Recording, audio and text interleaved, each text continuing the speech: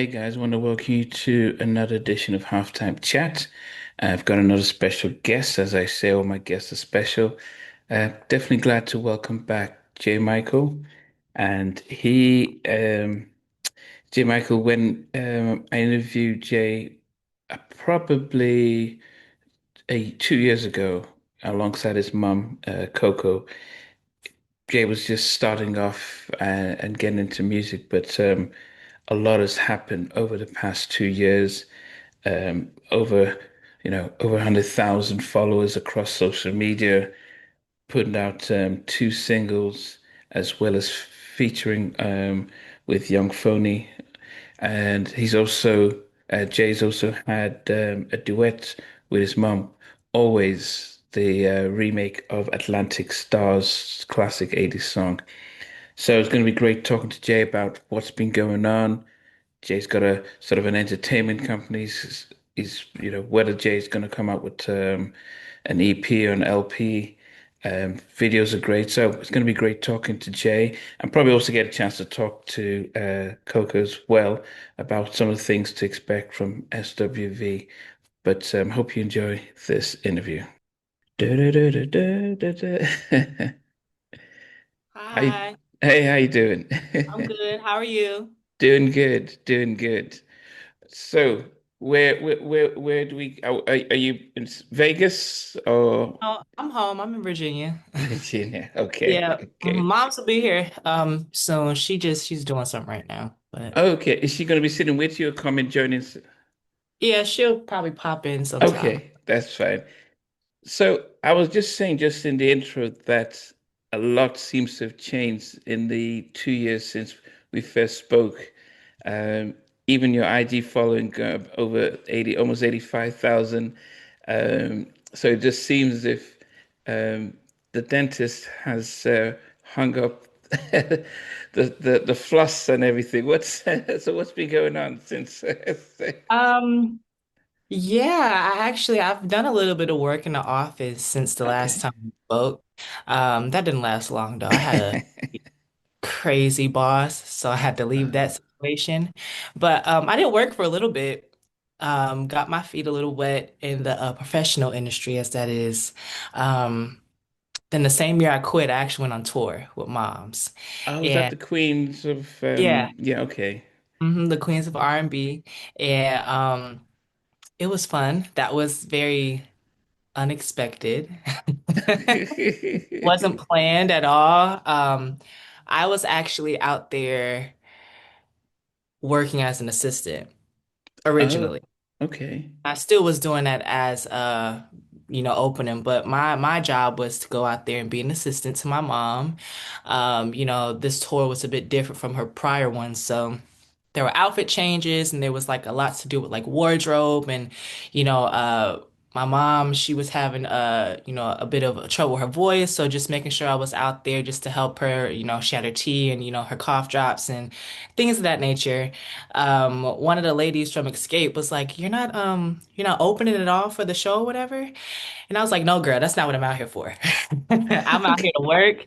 I came out there to, be an apprentice, and really see how it is, being on tour and living on a bus and, just one city after the next. And they asked me if I wanted to do a few shows, and a few shows turned into like the whole second leg of the tour because I smashed those three shows. Okay, okay. Now, when they So said do a few shit, what was the sort of the plan for you to sing? What were the songs you're going to sing? What were you going to do? You didn't have your dancers. What the? Yeah, so luckily, it was set up to where I had just did a show maybe like a week or two before I went out on the road with my mother. Yeah. So I already had a like I feel like the universe just works in weird ways. I already had a show together. Okay. I had a few outfits already, and I already had dancers. Like I had a whole show together. So it was just a matter of me calling everybody and being like booking the flights for everyone. Oh wow. Yeah, it was very it was an experience to say the least. Like I needed that because I literally just jumped in, and it wasn't like a warning. Like again, like I said, I didn't go out there knowing that I was gonna do that. um, kind of just happened. So I would typically start my days off as an artist. I'd wake up and, I'd have to do a sound check, and I was stoning all of my clothes. So all of the like rhinestone clothes you saw me wear on tour and all the J on the back of my shirts and Yeah, stuff. yeah. I was doing all of that on the road. We came home maybe for about 3 or 4 days, and I spent those 3 or 4 days rhinestoning shoes, rhinestoning Wow. pants and jackets and things of that nature. So it was definitely a learning experience to say the least. There was there no temptations to use the dancers SWE had and say, okay, well, or did you feel comfortable that with your own people that kind of know your routine? I felt more comfortable with my peoples. I also am very versed in the politics of the industry, right? And although Okay. I'm pretty sure they wouldn't mind, I just know how I like to run my ship. And I like to have all of my own people, all of my own things. So it was just a quick call. I called my dancers. I was like, "Are you guys free these days? We got some shows coming up. I will take care of all the flights. I usually take care of the wardrobe, styling, and everything. So it was just a matter of I just need your yes, and I need you here. We're gonna make this happen. We maybe did about because, like I said, we had a show maybe about 2 or 3 weeks prior to our first show on the Queens of R&B tour. So I think that we hit the pavement running. I didn't have a sound check my first show, I don't think. So we just hit the pavement running. I had somebody film the show, and I was like, we're just gonna study this. And we're gonna see what we need to change, what we need to fix, Yeah. and from there on out, we did what we had to do. How many songs did you perform? How many songs did I do? I did one, two. I did 4 songs. Oh, wow. Which Yeah, ones? I did I Like by Guy. Okay. Then I did Flossing, Oh, Stay With Me, and Never Be. okay. Okay. Which song do you think went down the best for the audience? Uh Probably I Like and Never Be. Um, Never Be is like that song that everybody loves from me. But Hmm. I don't think that I think I shocked a lot of people on the tour, from like crew, production, just everybody, because I don't think people really knew what I was going to bring to the table. I think that people have this misconception, especially about celebrity kids, that, they don't want it as bad as like their parents might have, or, they're not as driven as their parents are. So I could tell that, when I did my first show, that people were like, whoa, he's serious. He's really serious about this. Um, but yeah, I made sure to go out there, do my thing. Oh, my Siri just went off. I made sure to go Okay. out there, do my thing, and just give it to the people. I had so much fun. Was there ever concern that people might be thinking, oh, he's only there because his mom is one of the headliners and stuff? Uh, at first, yes, but I had to realize that everybody's gonna have their own opinions, right? Mm, And it was somebody who actually they had a conception about me, and they said that, and they were like they had to make a roundabout and come apologize to me because they were like I wasn't aware of how bad you want this. You might have been giving the tools by your mother, but you're mm, using those tools to build your own foundation. yeah, And that kind of shifted the way I thought about that because it's like I know that. It's just a matter of time for everybody else to know that. So the fact that that person actually turned around and apologized to me, yeah, I was like, there's probably so many people out there who feel just like how this person felt at one time, but now mm, they're seeing me put in the work. And, I have to also realize that everybody doesn't know that I do YouTube. I'm a vlogger, and I vlog every single part of my life when it comes to the music thing. So from my very first single up until now, you can pretty much see all the work that I've put in. yeah, yeah. Um, so I really stopped caring about when people say stuff like that because, you know. Yeah, you know, and I notice it's a balance. Yeah, I do remember when I started off, and people, you get about nine people say, "Well, we like what you're doing," and you get the one person that complains. And I used to just forget the nine and just focus on that one, and it was really hard. And I've had to, it's not easy because you never like people saying, saying negative things, but you become a little bit more adapting to managing it and just almost blocking it out. Um, do you think that you've had to, because there's a lot of pressure on yourself. Any look at LeBron's son, Bronny, getting all the attention and flack. So it's not easy when you have, they may think you've got big shoes to fill, but you're not trying to be like your mom and you're not trying to go down that lane. So it takes a lot of self-determination, like you're saying, and self-will to be able to go past those negative comments and really focus on your goal. What is helping you do that? Uh, Again, just shifting the way I think. Mhm. You know, I used to be so offended when people would say like, "Oh my gosh, like this song sucks." Like if I put on, "Oh, this song sucks." Oh my gosh, like I had so many people like went on to the next one came out, "Oh, this song sucks." Oh, you should have left this in your drafts. Like, oh, that'll just like, all this crazy stuff. And you know, at first I was like, "Whoa."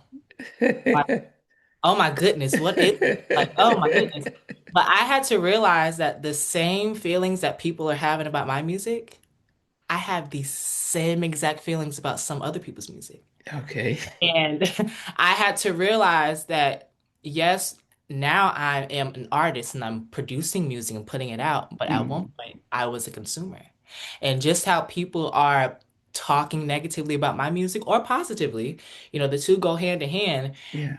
I was doing the same thing and I still do the same thing. The difference is I don't go online. Yeah, yeah, yeah, But yeah, I'll yeah. talk about it with my peoples. Yeah, yeah, So yeah. I think that, once I shifted that mentality, I was able to just be able to put out music and not care. I was able to put out content and not really care. When you're so stuck on what the next person is thinking about you, granted, I'm trying to get into an industry that's literally based off of validation. Yeah. Okay. But it's a difference between that and taking what people are saying about the artist you personally. I don't take that personally because the people don't know me personally. They know me through my art and what I choose to put in my art, you know? Yeah, yeah. No, as I said, that is something that it's definitely a good way of putting it. I sometimes say if you don't have anything nice to say, don't say it, especially when you're posting and commenting. And it's like, yeah, but you took all that effort just to criticize something you're getting for free. No one's forcing you to listen or forcing you to buy. But Right. you just decide, I don't like it, I'm just gonna say that. And that becomes like, oh man, if it wasn't social media, could you come up to me and say that? No, you wouldn't and stuff.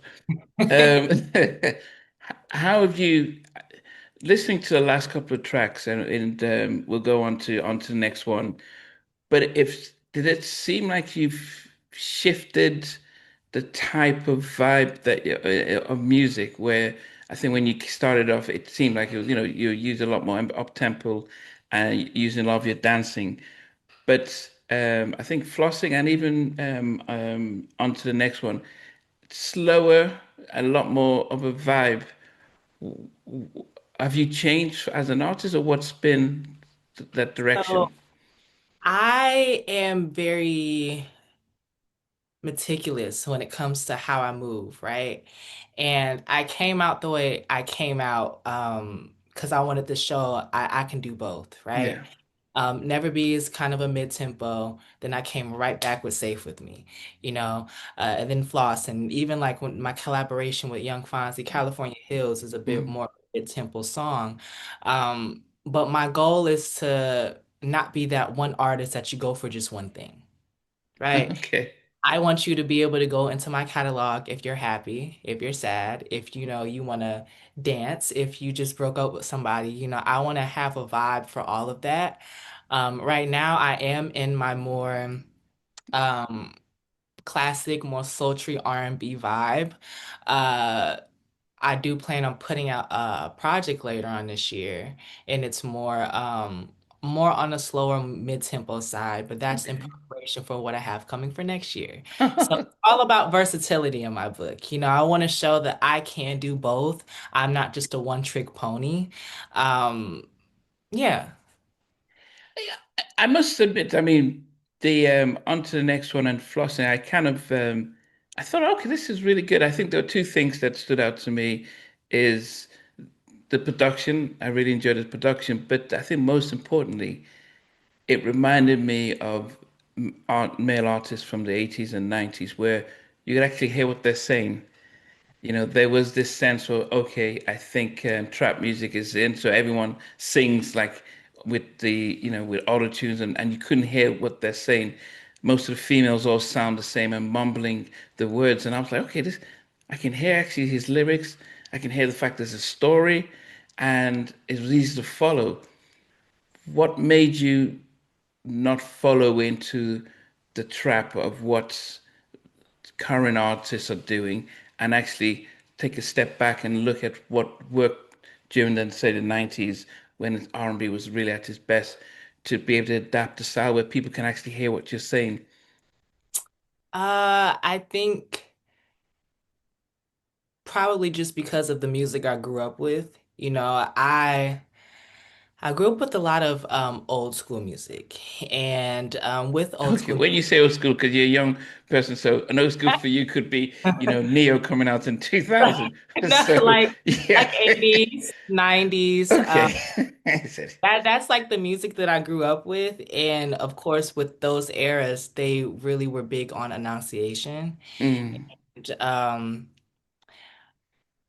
my mother was taught to enunciate, and she taught me to enunciate. So, when I went to the studio for the first time to record and every beat, it was like you need to make sure that they can understand what you're saying, yeah, yeah. right? Um, that's really the biggest thing for me. I don't like listening to music that I can't quite understand. And again, not only am I the artist who is the producer, but I'm also the consumer too. So when I make music, I don't look at it just from an artist standpoint. I look at it as now, if I was listening to this song right here, right now, how would I feel? Can I hear every word that I'm saying? Can I Mm, hear those harmonies? Can I hear those stacks? Like, can I feel it most importantly? You mm. know, those are the questions that I ask myself when I'm not only writing the song, but when I'm recording the song as well. Yeah, as I said, it makes a difference for some of us who are of a generation that we could sing along because we knew what the words were, and it stood out with me. On to the next one. Now, if I hadn't seen the title, I would think it's "You Don't Have to Call Me" because that seems to be the phrase that goes through. So why did you flip the song and not give it and call it "You Don't Have to Call Me"? Um, I think that I wanted to make a little bit of a statement. And because on to the next one is based on a true story. It's based on an ex of mine. And I was done and I wanted it to be known like I'm on to the next one, right? So that's kind of where that stemmed. Okay, okay, okay. But then I mean, I think traditional labels would say, no, you have to call it, you don't have to call me, because that's what sticks in the minds. Because if they're requesting a song, they'll probably call the radio station. Say, yeah, can you play that? Yeah, you don't have to call me. You don't have to call me. Yep, and I get that, but you also got to think about, okay, what is the message behind the song? Like, is the message you don't have to call me, or is the message I'm done with you, I'm on to the next? It's like you got to really think about it. Yeah, okay. But then how hard is it to write about something that is personal? Um, it's not, well, it depends on what it is. For the most part, it's not hard. It's actually probably easier when I'm actually going through it. A lot of times when I do write these songs, I don't really connect the dots until after it's all said and done about, oh, like this is what that was about. Like, okay, that makes sense on why after I recorded it, I felt this way, or I felt that way. It really just depends. But I find it pretty easy. honestly. I think that it's a bit harder for me to write about something that I have no knowledge on, Mm, versus, something that's personal to me. Even if it's personal to me, you can tweak it a bit and make it seem like, oh, it relates to me, but I know that this part can relate to somebody else. yeah. Yeah. But what about actually putting yourself out there so people like, oh man, what happened? And try and dig for more dirt about what was he talking about? What happened? Who's I'm he very talking about? smart. I'm very smart about how I move, like I said. And you would really have to do some deep digging. I put a lot out there, but I don't put a lot out there. So I'd be very surprised if people actually found out like the stories behind like the music and like, oh my goodness, this is the person. Oh, like I'd be very shocked. Okay, okay. I mean, we Taylor Swift did it all the time. She'd break up with somebody and write a hit record, and Oh then we all yeah. know who she was talking about because it's like after she broke up with this person. So, I mean, as things get bigger, there, paparazzis, TMZ get hired, dig in, find out who's the That's signal. true. Definitely is a possibility. Yeah. Who does I know, okay, so you've written a song. How does the music get added to it? Who do you go to? So I go to two people. One producer's based out here. His name is Wilkes. And then there's another producer who's based in Charlotte. His name is Michael Curtis. And I have a very specific way that I like to work. Uh, Probably up until my first single, up until now, I've been very involved with the production. Um, Lots of times I hear stuff in my head and then I'll write to that. Mm, With on to the next one, I had the melody. I had the song written. It was just a matter of putting the music to it. So I went over to the producer's house and we kind of just put our heads together and he hit the keys and I'm like, oh, I like that. I don't like that though. Let's mm. put this right here and then switch. Like that's kind of how I like to work. I've produced like some tracks here and there. They're not out yet. But I like to write to stuff that's in my head. And I like working with producers that can understand that. There are a lot of producers who say that they understand that, but then when you tell them what you want, they go completely left. Mm, And I can't work with someone who wants to just do their own thing. mm. Because if I'm telling you what I want, it's probably for a reason. I'm all open for collaborations, but only I know what's up here. And I feel like as a producer, your job is to help me bring what's up here to life. So But you play in, I thought your mom, the last time it was, you did piano for a bit and stuff. yeah, I did piano for a bit. Yep, I'm actually I ran into my old piano teacher a few months ago, so I'm about to start getting back into that. Yeah, because I think, you know, I think that's Michael Jackson, he didn't really play much instrument, but he had a sound in his head and he would, beatbox and stuff and he would really be very strict as to what he wants to hear. And the producers are like, okay, we need to try and dig that out. I think, in your case, how do you make sure the balance is right where, it's not like is it trial and error when it comes to what you want, how you want them to interpret your song, or do you have enough that they can say, okay, I know what you're saying? It's definitely a little bit of trial and error. Like, I have a song that I actually just cut called Come and Get It. And I was sitting on it for the longest because I couldn't find a producer who could do what I wanted. I had a voice memo of how I wanted the bass line, certain drums. Like I had everything laid out. I just needed someone to give me that idea.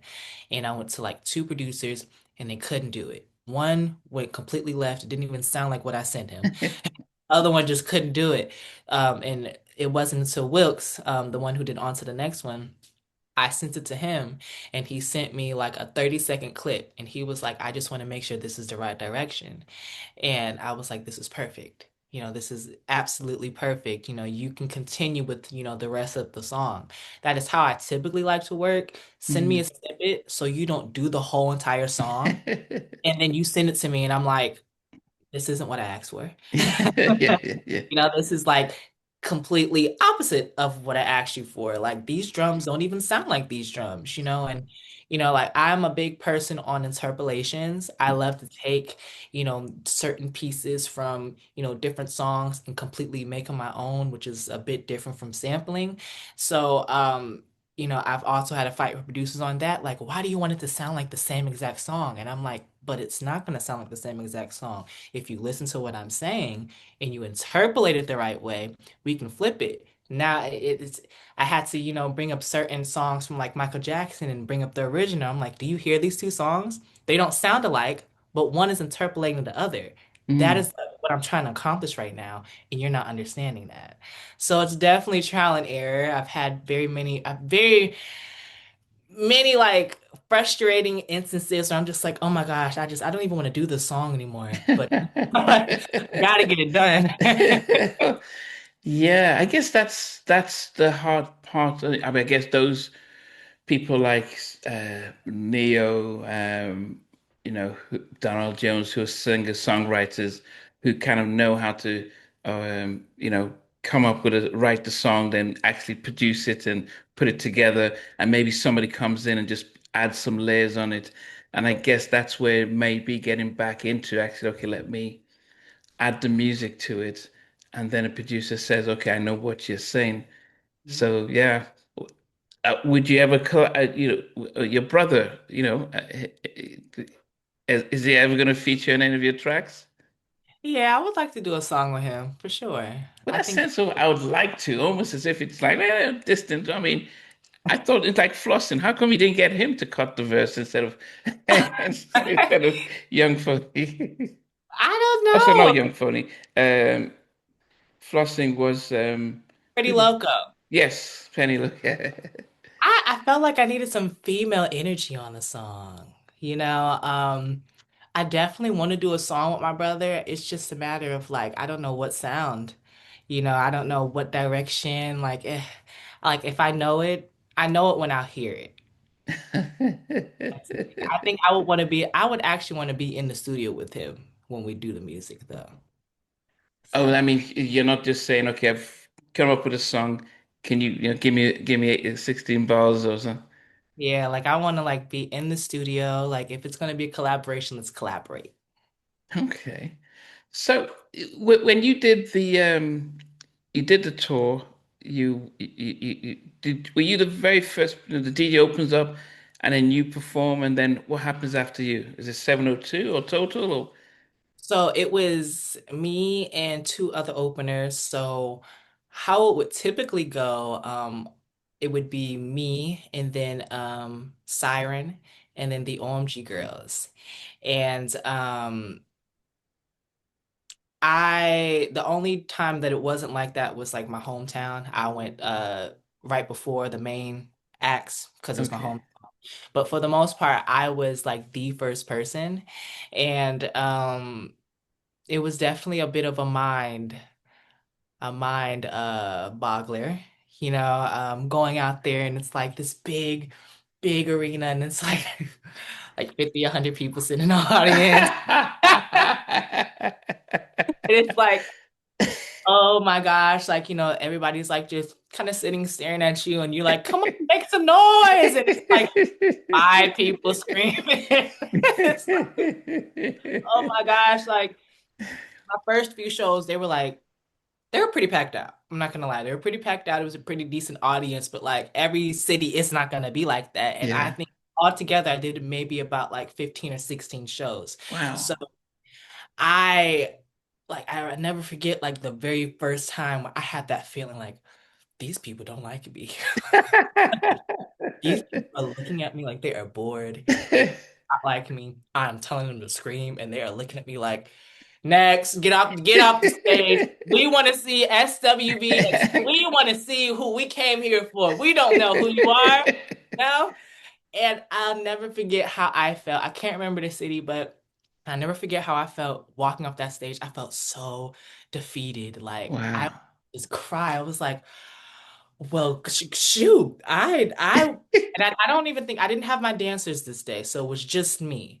And Wow. Like, oh my goodness. Like, I just went out there and I made a complete fool of myself. I just told people to scream and it was quiet. You could hear a pin drop. It was so quiet. Like, oh my goodness. And then on top of that, like the house lights were, it wasn't a good show for me. And my auntie Lily, she had to give me a pep talk. Like, you cannot let that get to you. Like, she explained, like, again, this consumer standpoint of what it's like. Okay, if you're sitting in the audience, you don't know who an opener is.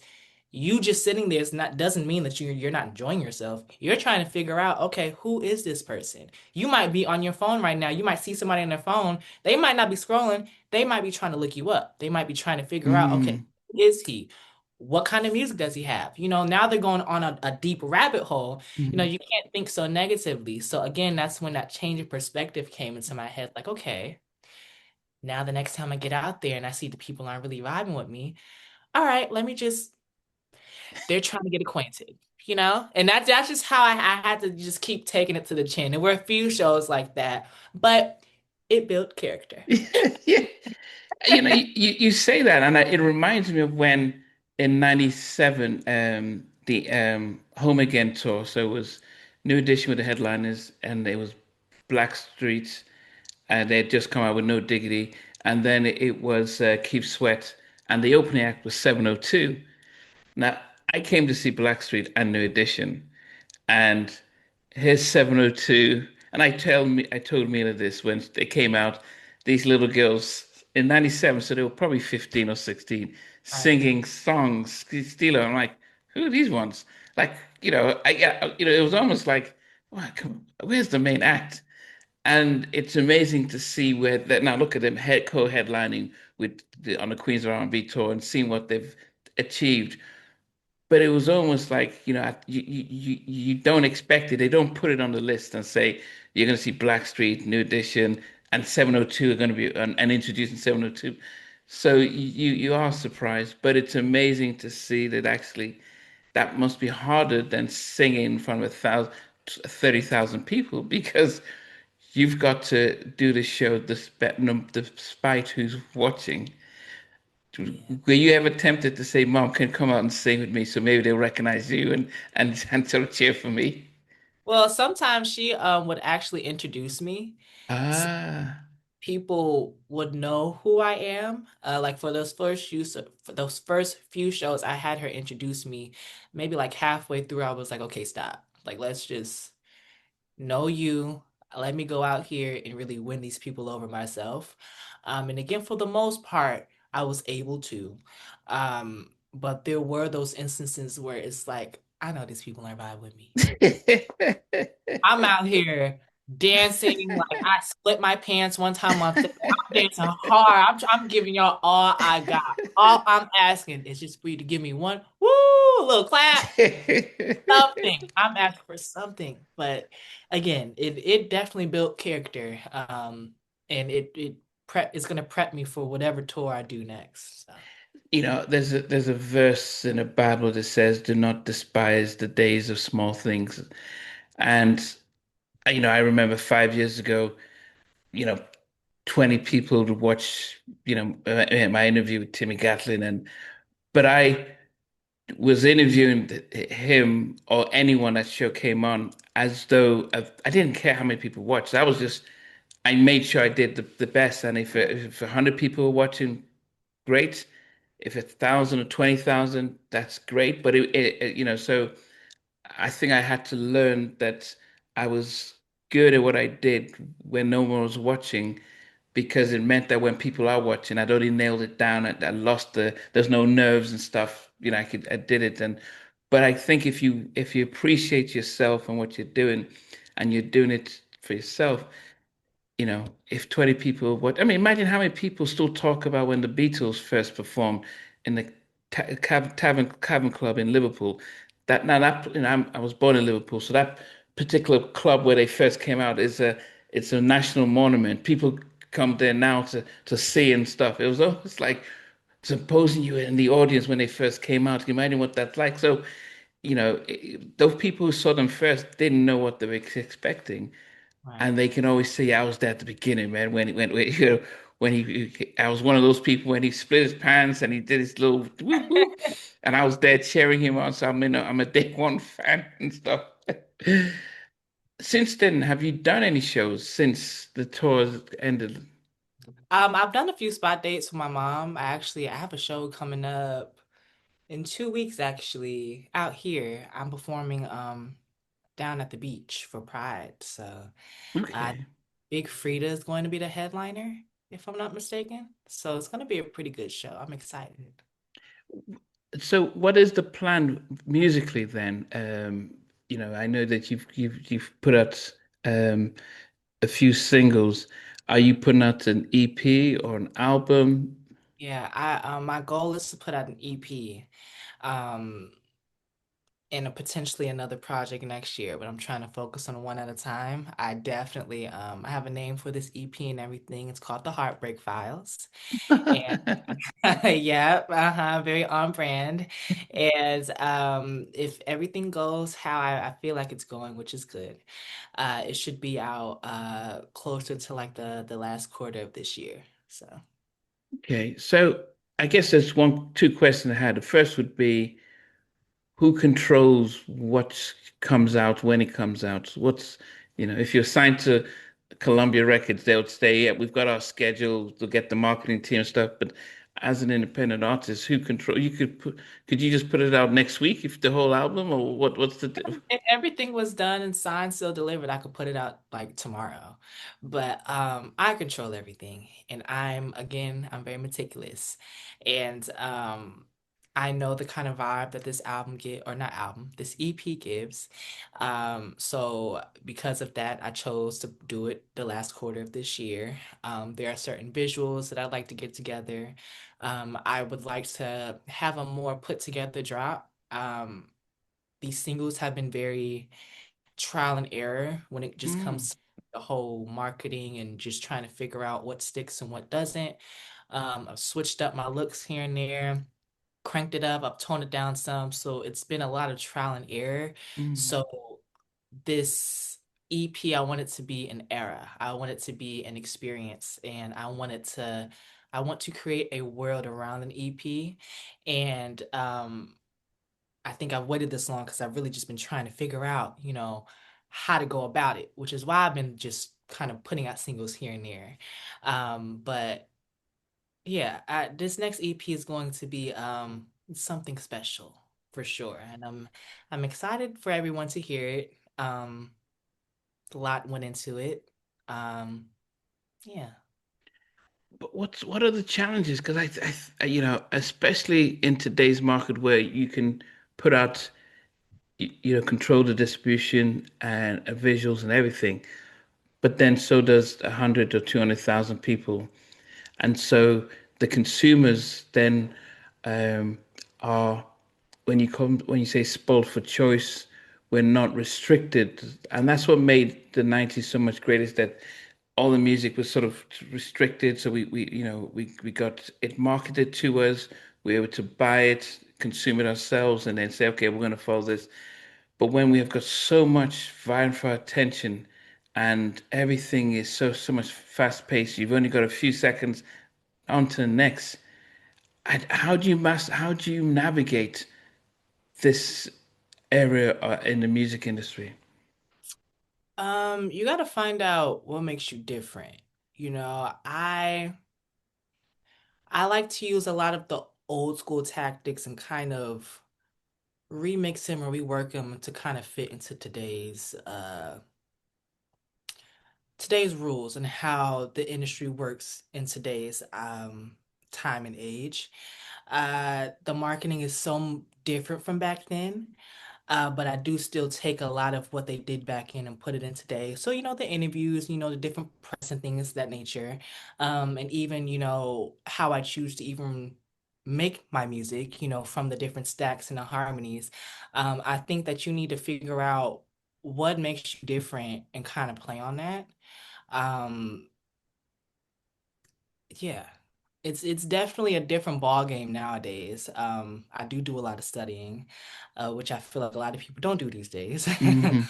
Studying could studying could really help a lot of people in their artistry. Implementing what people did back then, and reworking it into what works now. Uh, that's kind of how I get through it, you know, because it's not the same. It's very different. And I'm reminded of that every day, even though I didn't live through that time. I'm Yeah, able to understand that because I've grown up with someone who was, you know, a part of that, yeah. figure literally.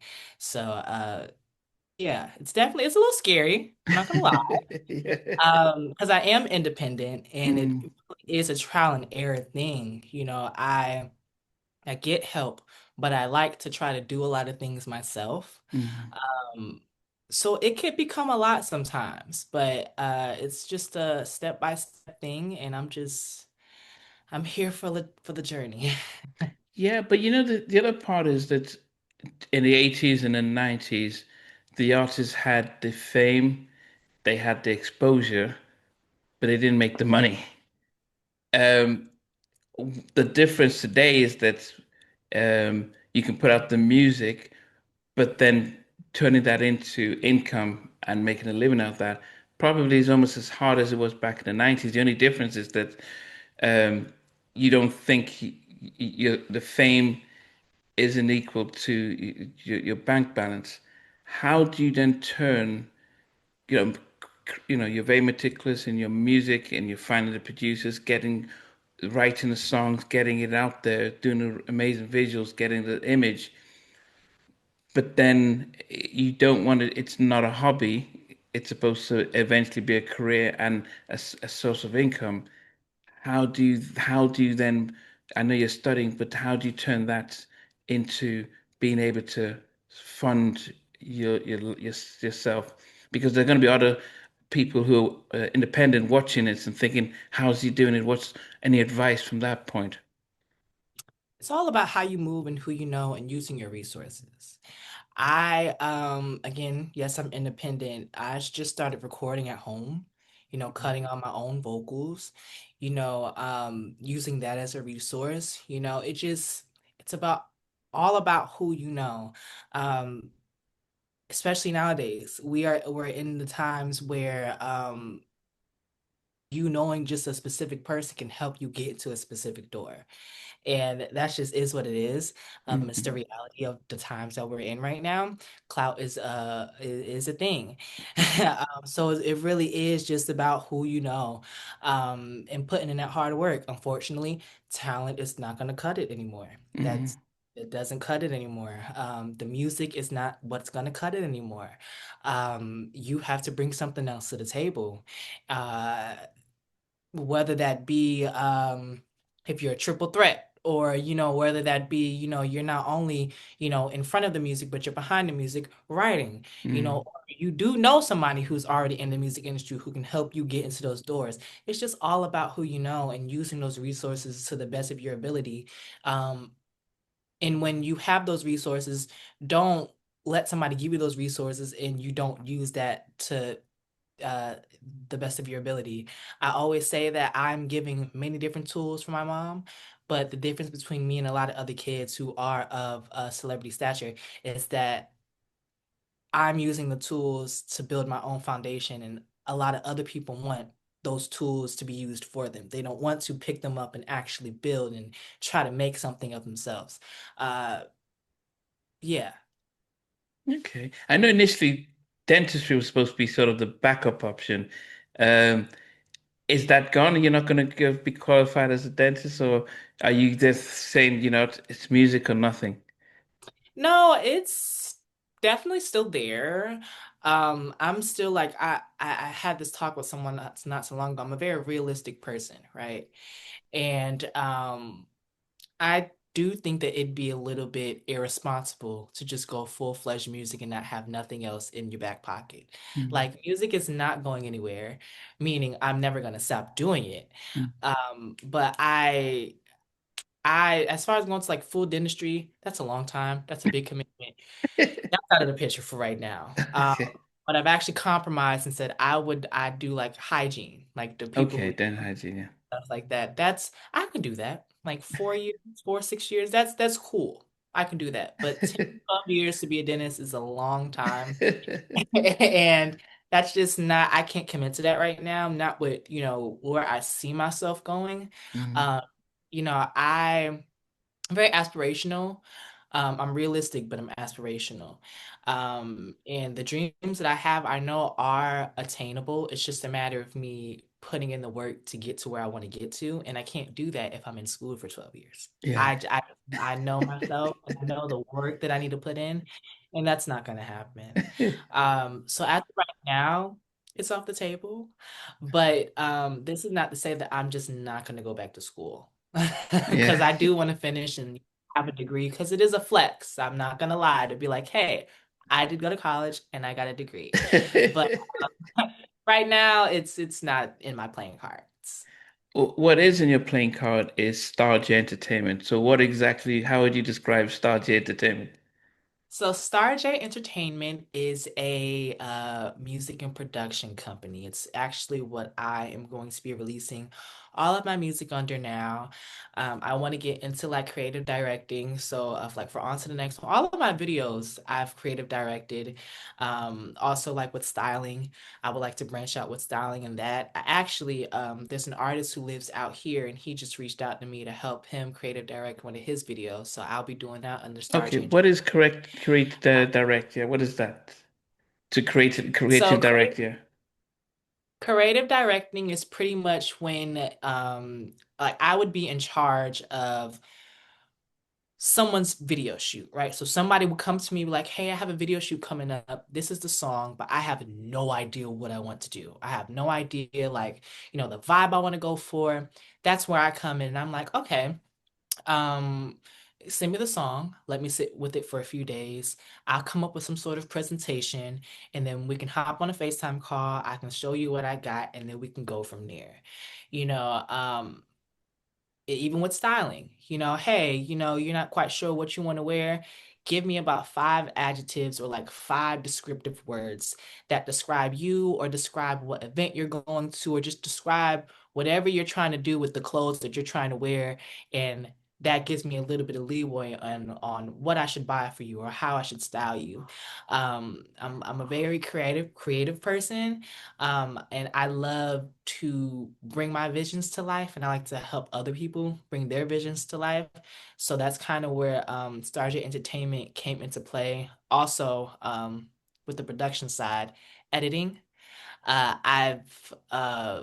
I do have a YouTube channel, but with my music videos, I've had problems with people not being able to cut the videos a certain way or edit them a certain way. Mm. So, and because of that, my video is now pushed back a month because you can't cut at 0.016 seconds the way that I need you to cut it, right? So, um, like I'm very anal with certain stuff, and Stargate Entertainment is a birth of, if they can't do it for you, now you got to do it yourself. So when Mm. I'm for these next few like visuals, they'll probably be edited under Stargate Entertainment. For the creative direction, you'll see Stargate Entertainment. It's just all about just being creative and helping people and myself bring those visions that they have to life. Okay, but you wouldn't, is that different from actually directing the video? The, Uh, Yes, but no. They could fall into the same category, but being the director and then being the creative director mm, is kind of different, but they play hand in hand. I can creative direct all day, but that doesn't mean that I'm going to be behind the camera actually okay. telling the Ah, like that. I can do that, yes, absolutely. But when I talk about creative directing, I more so mean like just curating a plan, curating a mm, visual idea of what it is that you want, maybe talking to the director, and we, bounce ideas back on a certain angles, and we work certain things out like that. mm. But when I talk about creative direction, I just mean really just bringing together the whole idea of whatever it is that someone wants. Like I think when you look at I was going to say you don't have to call me on to the next one, and there was a shot of you in three places. So who comes up with that? Yeah, I when I came in there, I was like, "Oh my goodness, I have an idea." And I explained it to them and they were like, "Okay, cool. Let's do it." You know? I was like, "I want three people in here and the three people are going to be me." Let's do it. Okay. Okay. Yeah, yeah, I think that's almost a throwback to sometimes from the 90s where I can't, you'd have one person singing and you have them walking this way, walking that way, and things like that. So, okay.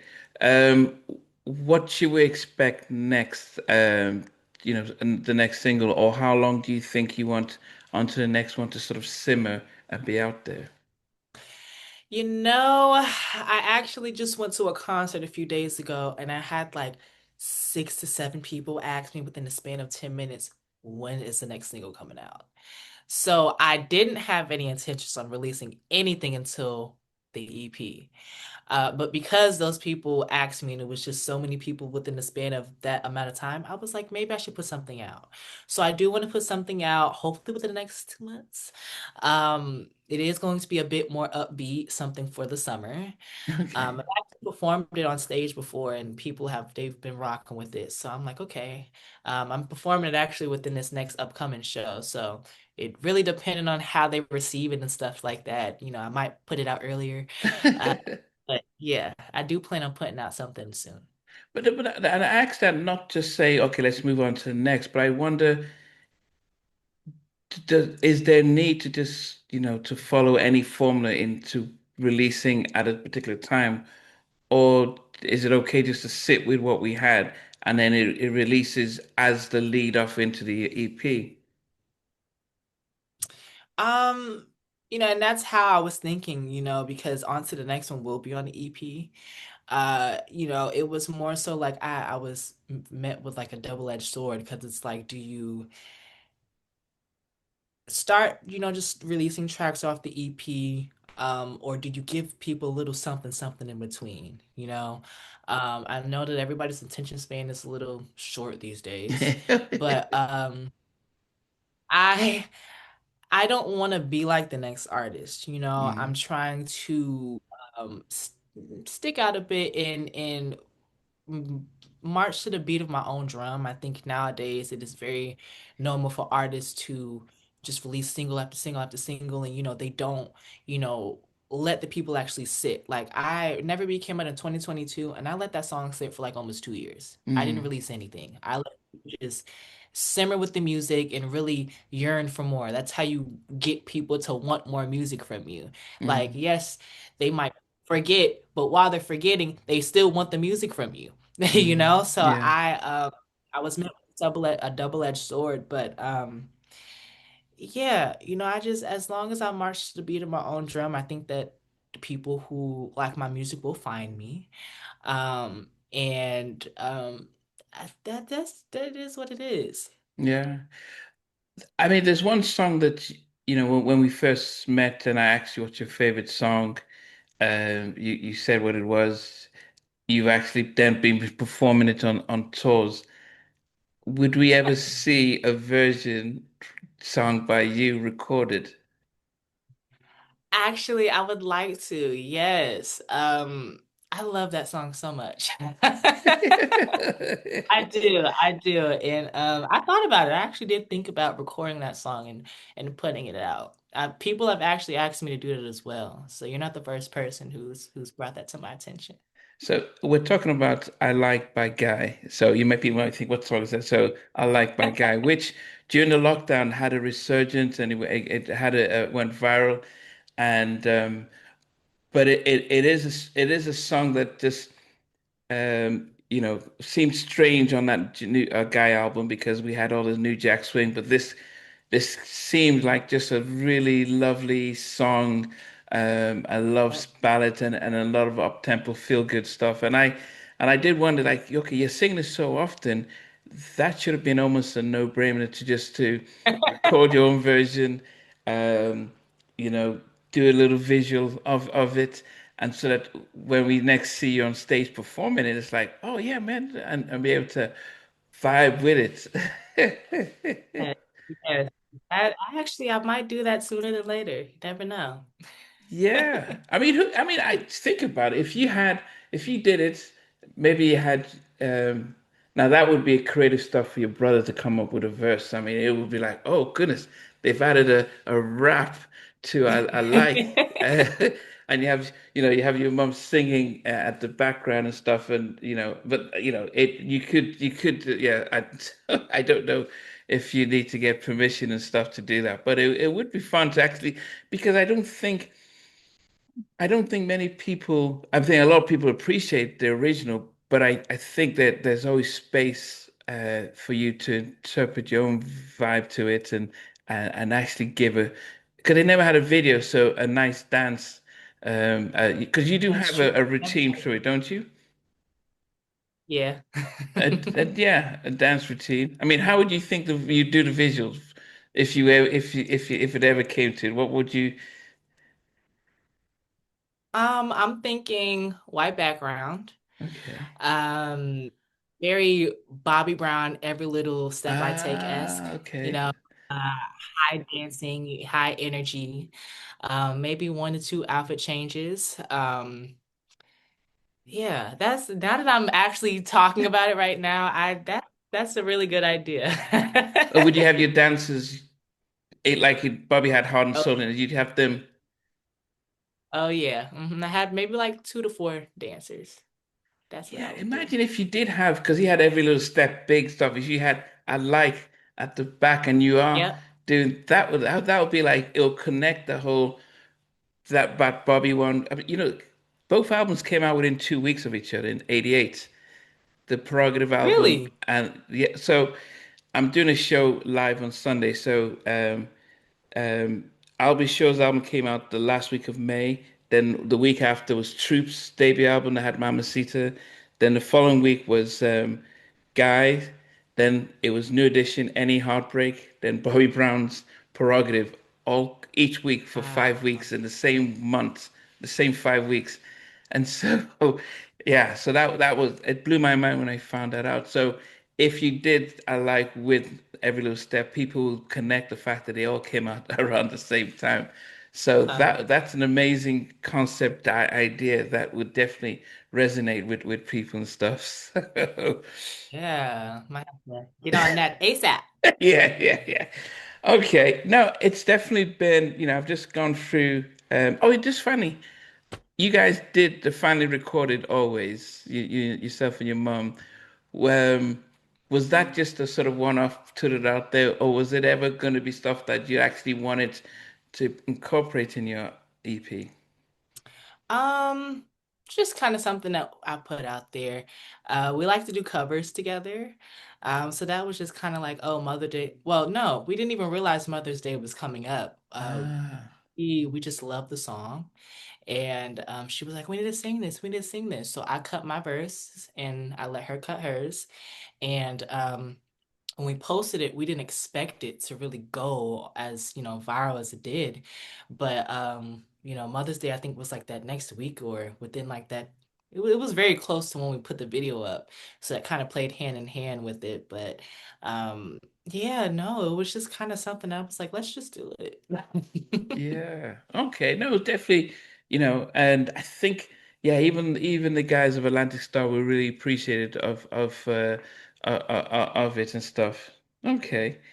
Yeah. Well, I mean, Jay, it's definitely been great to be able to catch up, to see where you are, see how Yes. you've sort of progressed over the last year and a half, and yeah, definitely be looking forward to seeing what to expect going forward. I mean, hopefully that I like concept does does come out because if you're performing it on your shows, I mean, it's only right to treat us with actually a recorded version and some amazing visuals that Yeah. it may actually go viral and stuff, and you start getting Teddy and Damien saying, "Okay, now we need to get a piece of this," and Teddy will probably feature in the remix and say, "Okay, I need to do a remix to this." Yes. Yeah, yeah, That's yeah. good. Yes, definitely. Okay. Well, definitely. I mean, as I said, it's yeah, definitely appreciate the time.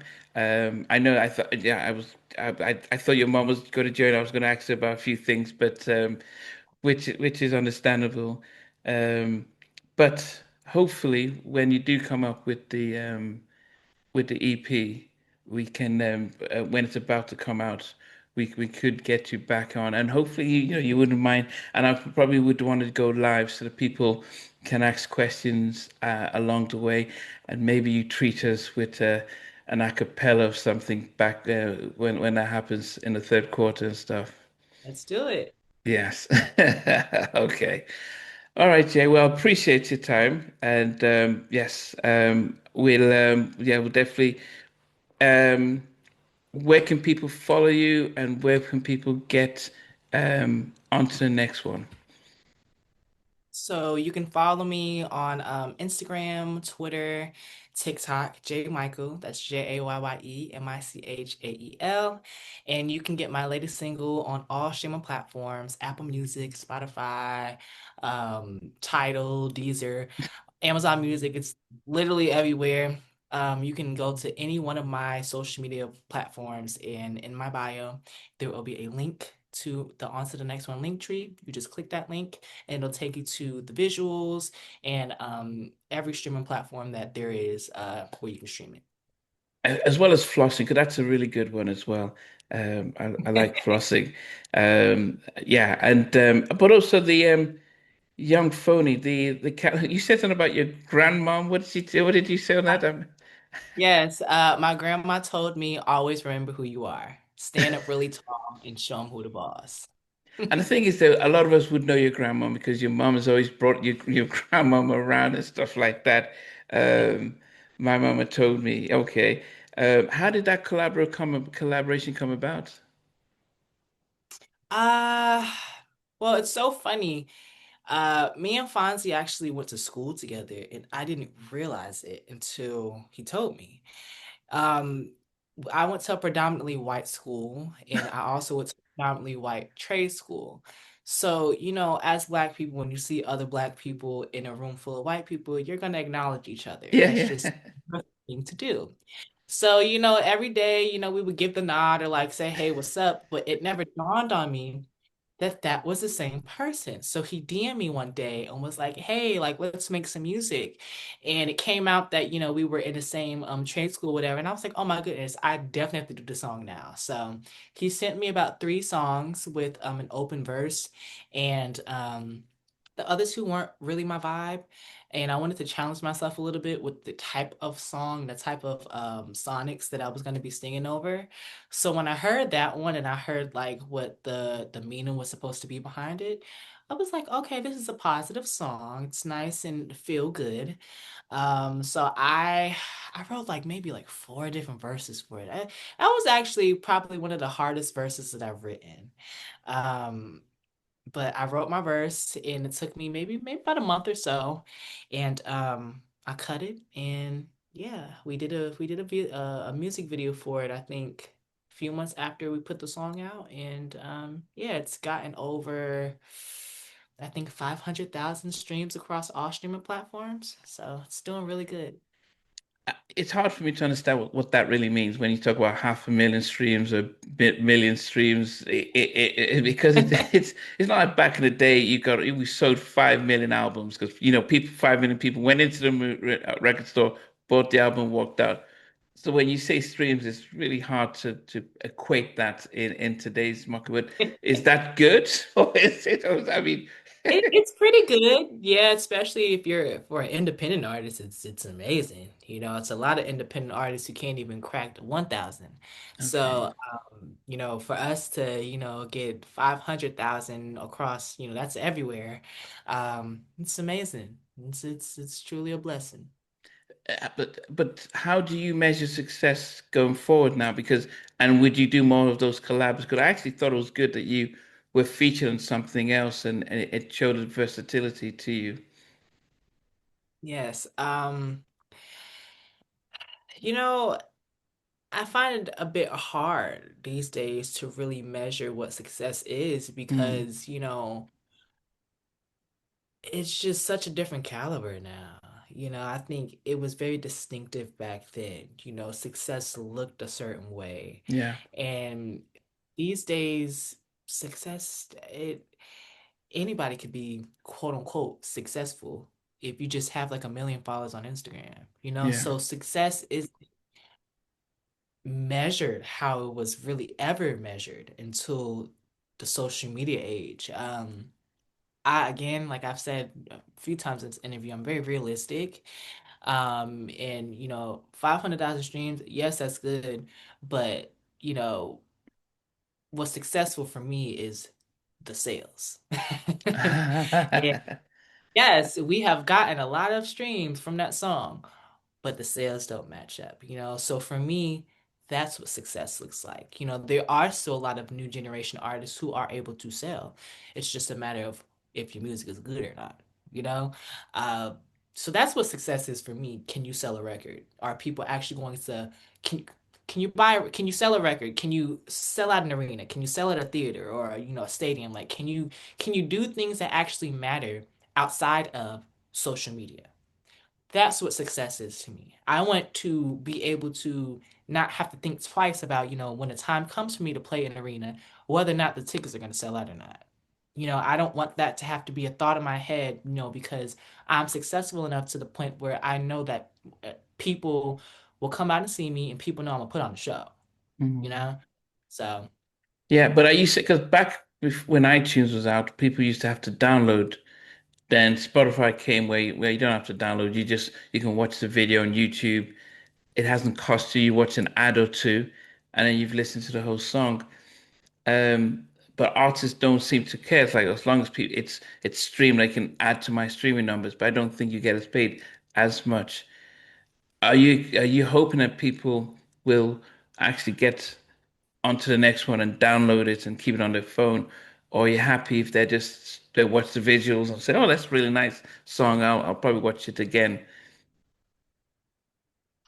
it would be nice for them to buy it. And I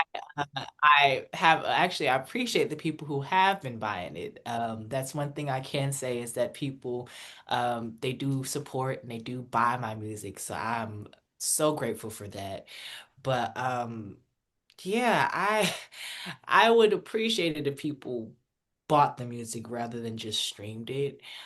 Streaming is cool, but I get more of the money when you actually buy the music. Mm, And I'm independent. So if you actually buy the music and because it's like 199 on iTunes, if you buy the music, I get the majority of that. So that's mm. me putting more money into putting the music out. So please buy my music, guys. But where does streaming come in then? How is streaming more of a okay bragging right? Yeah, I've got a billion streams, 2 million streams, and it's Yeah, more of a brag, but it means like really okay, little. like for instance, how much do you think that you would probably get for like a billion streams? God knows, maybe what 10,000 or I don't know, 100,000. I don't know. Like Like for a billion streams, like it's like you see maybe like $45,000. What? And a billion streams, yes, a billion streams is a lot of streams.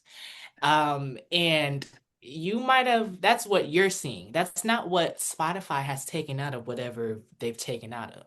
So Spotify and like these streaming services, they take out a lot of what you're supposed to be getting. That way you're left with like the scraps. Like I never forget, I got like a little royalty check in the mail and it was like $10 for like 10,000 streams.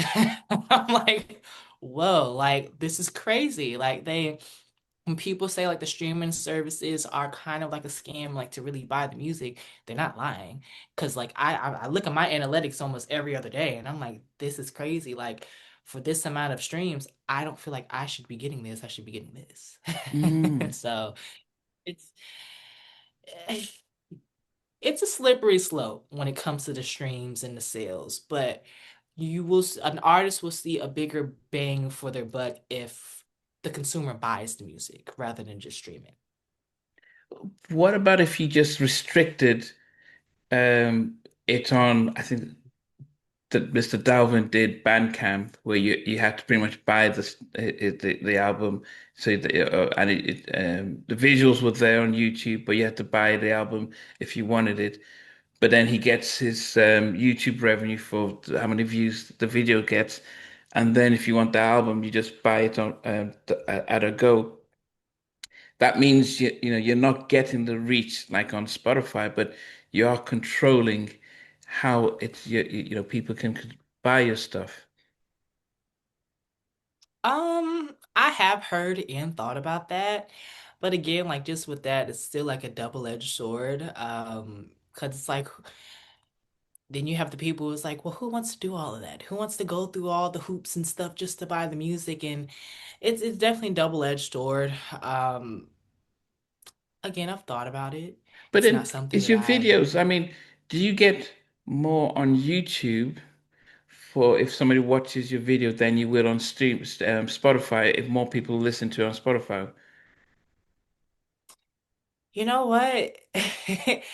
Yeah, like I can say I've been because my YouTube channel is whitelisted. So when I post my music on YouTube, it doesn't like get flagged or anything like that for copyright. It's like a totally different thing. Um, so whenever B was, getting the streams and stuff like that, I was getting a check from YouTube as well. That was being incorporated in what I was getting paid on YouTube. And that's like a monthly thing. That's a monthly basis. Mm. So I was seeing a bit more money from YouTube and like me posting like the audios and stuff on YouTube from the streaming of the sales. Because again, people are just watching the video Mm. rather than buying it and you do YouTube, so you know how that whole thing Yeah. works and stuff like that. Um, so yeah, that would like again that was another experiment I did. Like, okay, what if I post all the audio on YouTube? Mm. How is that gonna look? How would that, how can I turn that into another form of income? Which is why I made a different second channel for my strictly for my music. Yeah. I'm just trying to think smart and utilize again all the resources that I have and beat other people to the punch. Yeah, I think just because I never understood the streaming and Spotify, and I know artists complain about a billion streams, but if you had a billion views on YouTube with your video, I know that you would be on a very different level. So it doesn't seem to equate. So I'm thinking, well, why am I giving almost my music away to a streaming service when if I restrict it to even if it's just YouTube? It there's I would see a massive difference if that's the only place you're sending everyone to YouTube. You know that actually I think 1,000 views is I don't even know the maths and stuff, but you know you're going to generate a lot more, and even your visuals will generate more. Then it sort of streamlines that and people must know, okay, we just go if we want to listen to any of Jay's stuff, we need to go onto YouTube and we can watch it, we can listen to it there, and then we can download it on iTunes. So in a way, you're streaming things down and increasing your revenue, and not giving Spotify and all these services just stuff for free. But that's just a thought because yeah, I see I think when Shannon Sharp did his Cat Williams interview, he said he made 3 or 4 million because it was like it blew up, and I'm thinking, but no one else would say that on YouTube on Spotify, so that's why I just Right. thought YouTube's one of them. I don't know if Facebook does the same, but it's just food for thoughts. When you come out with your next single, okay, now just put it on YouTube and see what difference it makes, and maybe that would help other artists think about, we know streaming services are stealing our money. Why are we still giving it to them? Right. Yeah, that's true. Okay, okay. Well, if the experiment works, let us know so we can spread the gospel to others. Sure, yes. Okay, Jay, I appreciate your time, and hopefully, as I said, third quarter before the new EP comes out, or probably when you want to premiere the I Like video, we will we'll have the chat again. Sounds good. Thank you for having me. Definitely, so it was really great and appreciate it as well. Yes, thank you. Okay, take care, Jay. Okay, guys. Well, that was Jay. It was as he said, his mum wasn't able to join, but maybe next time. But it was interesting just to hear the challenges of an independent artist and also the balance between being the son of a famous singer and trying to make his own way as well. But yes, hopefully, as I said, when he comes out with his EP, we can get him back. And hope you enjoyed the interview. Take care. Hey guys, thanks for watching. Thanks for being a part of Halftime Chat. Please remember to subscribe, share, and comment. But most importantly, why don't you become a member of Halftime Chat? We've got amazing videos, amazing perks, and being able to support the channel. But anyway, thanks for watching. Take care. I never participated in that kind of. And somewhere in between us, or even loving us, on which I didn't miss you with. What was it like growing up? She's still making an impact on 4 houses down. I have a couple of pieces. Trying to get this one and that one. That works for you, but just for me, No. Okay. they understand what Jonas boys and men all spirits. Lay it. These guys, they all work together. I mean, I love all different genres.